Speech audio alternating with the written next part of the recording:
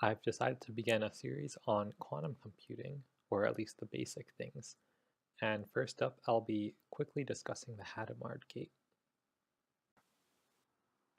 If we express our basis states, 0 and 1, in the vector form as described here, our Hadamard gate can be written in matrix form, as here.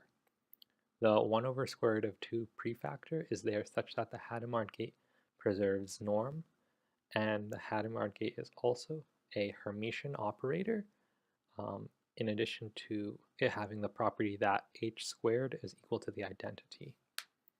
The Hadamard gate doesn't really have a classical analog, as its effects are really quantum mechanical, in that it'll take 0 and put it into an equal superposition of 0 and 1, while it will do the same if an input state of 1 is present, but this time it'll flip the sign between 0 and 1.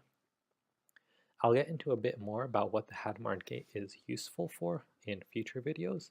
However, as a preliminary example, if you have n qubits all in the 0th state, and you apply Hadamard gates to all of them, what you'll get is an equally weighted superposition of all possible basis states.